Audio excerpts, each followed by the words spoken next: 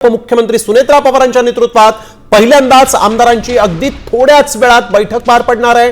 मुंबईतील देवगिरी बंगल्यावर राष्ट्रवादीच्या कोर कमिटीची आणि आमदारांची ही बैठक होणार आहे। दादांच्या निधनानंतर सुनेत्रा पवारांनी पक्षाची सूत्र हाती घेतलेली आहेत आणि त्यानंतर पहिल्यांदाच आमदारांसोबत त्या चर्चा करणार आहेत। या बैठकीत विलीनीकरण आणि मंत्री झिरवाळांबाबत चर्चा होणार असल्याची माहिती सूत्रांनी दिली आहे।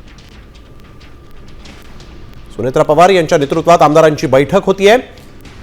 अजित पवारांच्या निधनानंतर पहिल्यांदाच ही बैठक होणार आहे आणि त्यामुळे या बैठकीत सुनेत्रा पवार काय नेमकं मार्गदर्शन करतात आमदारांना हे अत्यंत महत्त्वाचं आहे। वैदेही कानेकर आमच्या प्रतिनिधी आपल्या सोबत यावेळेस थेट जोडले गेलेले आहेत। वैदेही, आपण बघतोय सुनेत्रा पवारांच्या नेतृत्वात ही महत्त्वाची बैठक होतीये। या बैठकीला कधीपर्यंत सुरुवात होईल, या बैठकीत काय नेमका अजेंडा असू शकतो, चर्चेचा काय अधिक माहिती?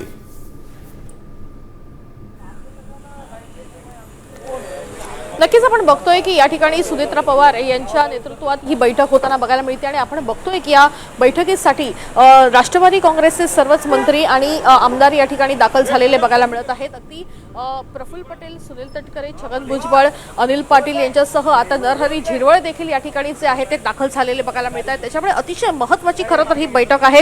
राष्ट्रवादीचे अनेक वरिष्ठ नेते या बैठकीला उपस्थित आहेत। खास करून या बैठकीमध्ये राष्ट्रीय कार्यकारिणी आणि राष्ट्रीय नेतृत्वासंदर्भात चर्चा होणार असल्याची माहिती मिळत आहे। आपण जर बघितलं तर एकूणच सध्या राष्ट्रवादी काँग्रेसची असलेली राज्यातली परिस्थिती आणि त्यात कार्यकर्त्यांमध्ये झालेला संभ्रम कसा दूर करता येईल या संदर्भात देखील आजच्या बैठकीमध्ये चर्चा होणार असल्याची माहिती मिळत आहे। आणि आपण बघतोय की या ठिकाणी मोठी जी आहे ती हालचाल सध्या सुरू असलेली बघायला मिळत आहे। अनेक नेते मंत्री या ठिकाणी सध्या उपस्थित आहेत। काही वेळेतच या बैठकीला सुरुवात होणार आहे।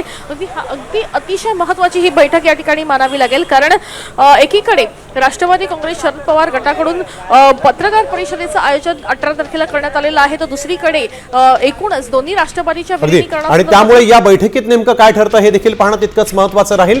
धन्यवाद वैदेही, आपण दिलेल्या सविस्तर माहिती संदर्भात। या संदर्भातले सगळे ताजे अपडेट्स आम्ही वेळोवेळी आपल्याकडून घेणार आहोत।